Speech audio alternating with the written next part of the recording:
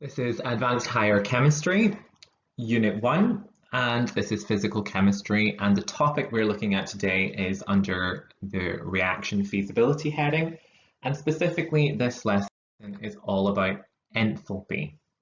Now, enthalpy or enthalpy change, the symbol for that is the delta, capital delta, which is a triangle, which represents change, and H for enthalpy. And you will have heard of the term enthalpy before from National 5 and from higher. Now, enthalpy of formation is the main concern when it comes to advanced higher. And enthalpy of formation, delta HF, is the enthalpy change when 1 mole of a chemical is made from its elements. So 1 mole of a chemical made from its elements, it doesn't matter how many moles of starting materials are used. Enthalpy depends upon experimental conditions. And so whenever we are comparing the enthalpy of formation of different compounds, we need to use a set of standard conditions in order for us to actually say whether or not a reaction has a higher or lower enthalpy than another reaction. We use a set of standard conditions. Now, standard conditions are 1 atmosphere of pressure. What that means is that's the same pressure as we experience on the surface of the Earth, and a temperature of 298 degrees Kelvin, which is 25 degrees centigrade. And to indicate that an enthalpy measurement or calculation has been done using standard conditions, the degrees symbol, that small circle, is added beside the H. So if you see that ever, that sort of degrees symbol written beside an enthalpy term or an energy term, it means that those measurements or calculations were done under standard conditions. So reiterating that definition, the standard enthalpy of formation, and you can see we've got the symbol for standard conditions in there, and we've got an F showing that it is formation. This is the enthalpy change when 1 mole of a substance is formed from its elements in their standard states.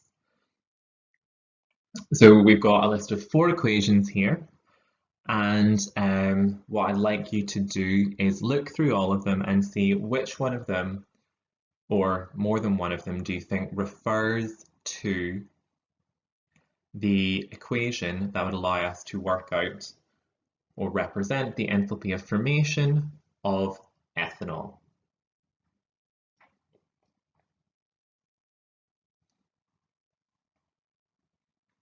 Well, the one that you should have said was this top one.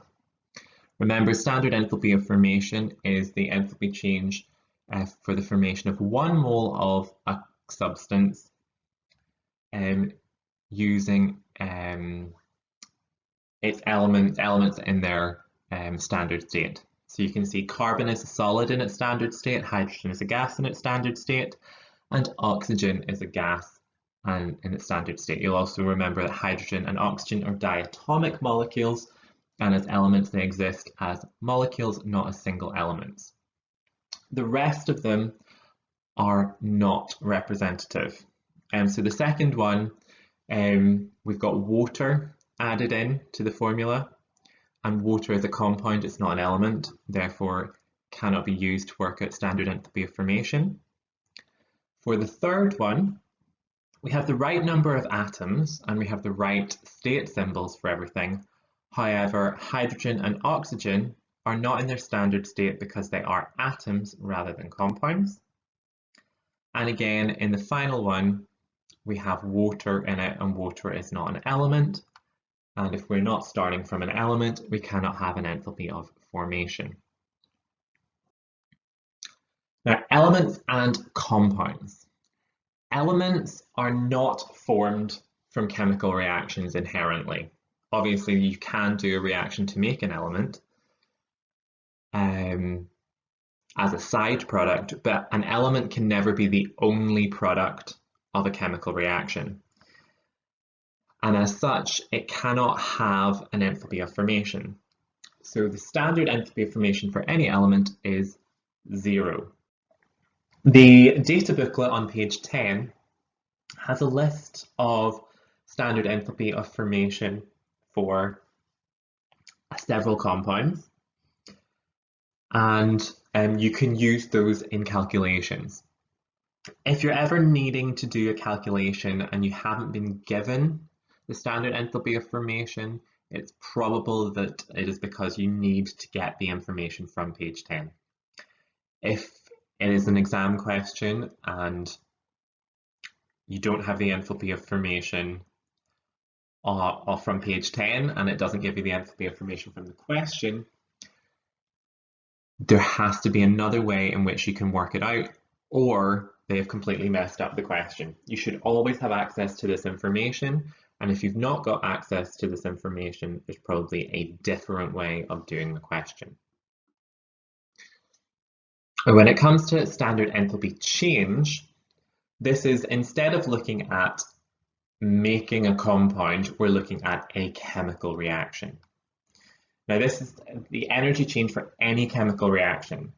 It does not need to make 1 mole of your final compound. It does not need to start from 1 mole of a given compound. The only thing that has to be true is, because it is a standard enthalpy change, is that all the chemicals involved must be in their standard states during the reaction. So delta H can be calculated for reactions with multiple products. So it's not just something that's done for a reaction that makes 1 product. You can have 3, 4 products and still work out the standard enthalpy change. And this is the equation. So standard enthalpy change, delta H naught, is equal to sigma delta H F of your products minus sigma delta H F of your reactants. Now, for those of you not familiar with maybe some of the mathematical symbols, that sigma, that thing that looks a bit like an E, a capital E, what that means is the sum of. So the standard enthalpy change is the sum of the enthalpy of formation of every product minus the enthalpy of formation of every reactant. So we've got an example here. So we're making ethane from ethene and hydrogen. So standard enthalpy change is enthalpy of formation of products minus enthalpy of formation of reactants. So that's going to be the enthalpy of formation of ethane minus the enthalpy of formation of ethene and hydrogen added together. Now, remember, hydrogen is an element, so it doesn't have an enthalpy of formation. The numbers for ethane and ethene have been taken from the data booklet. So for ethane, it's minus 84, and for ethene, it's 52. So whenever we do that calculation, we end up with minus 136 kilojoules per mole. And that was an easy example because the molar ratio for everything was 1 to 1 to 1. But that doesn't necessarily have to be the case. So here we've got a second example. We have got 2 sodium hydroxides reacting with sulfuric acid to produce sodium sulfate and water. Now, this is not a normal example that you would be given because if a compound is dissolved as sodium hydroxide and sulfuric acid would be, they are not under standard conditions. So this is a theoretical example to show you the principle. So 2 sodium hydroxide per 1 sulfuric acid to produce sodium sulfate and 2 water molecules. I've given you the standard enthalpy of formation of different compounds there on the right hand side, which is often what will be provided for you in a question of this type. And we're working out our enthalpy change. So it is our enthalpy of our products minus the enthalpy of formation of our reactants.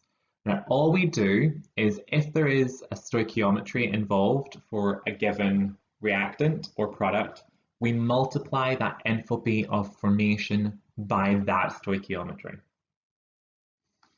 So it's going to be, for the products, it's 2 times the enthalpy of formation of water plus the enthalpy of formation of sodium sulfate minus the enthalpy of formation of sulfuric acid plus 2 times the enthalpy of formation of sodium hydroxide.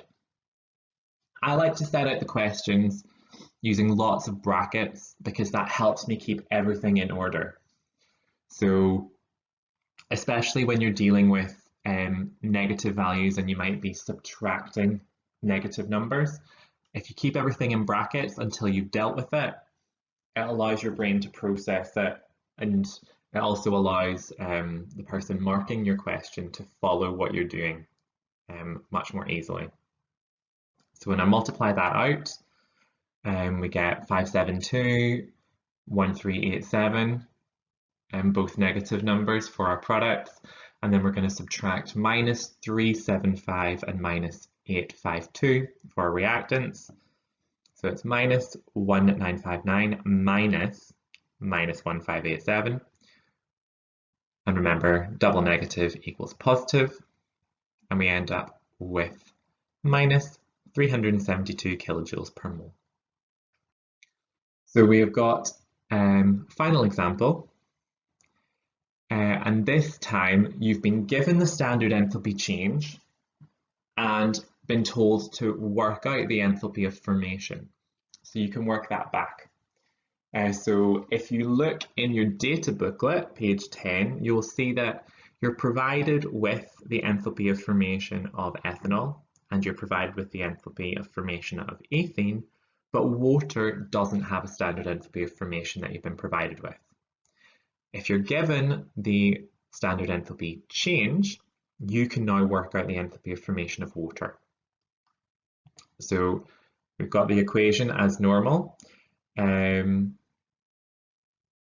products minus reactants. So this time we're filling in our numbers. Minus 44 is minus 278 for ethanol, minus whatever the value is for water, I've just written it as an X, plus 52. So when we multiply that out, minus 44 equals minus 278 minus 52 minus X, and then we solve for X, and it's minus 286. Now what's interesting, if you are looking at page 10 in your data booklet while following along, you can see that the standard enthalpy of combustion of hydrogen has an enthalpy change of minus 286, and that is because hydrogen reacting with oxygen, 2 elements to give water, that is the combustion of hydrogen, but it is also the formation of oxygen. So oxygen reacting in a combustion reaction with an element also tells you information about the enthalpy of formation for the product. So at the top of page 10 in your data booklet, the enthalpy of combustion for hydrogen, minus 286, that is the same as the enthalpy of formation of water. The enthalpy of combustion of carbon, minus 394, is also the enthalpy of formation of carbon dioxide. And the enthalpy of combustion of sulfur, minus 297, is also the enthalpy of formation of sulfur dioxide. So you could use it that way. So in this lesson, what we have looked at is understanding enthalpy, and specifically enthalpy of formation. Remembering that enthalpy of formation is the enthalpy change to make 1 mole of product from its elements. We learned that elements do not have a value for enthalpy of formation. And then we also went on to understand standard enthalpies and enthalpy changes using the equation that the standard enthalpy change is equal to the enthalpy of formation of all the products minus the standard enthalpy of formation of all the reactants. And so that was enthalpy. Next lesson, we'll be looking at another property called entropy.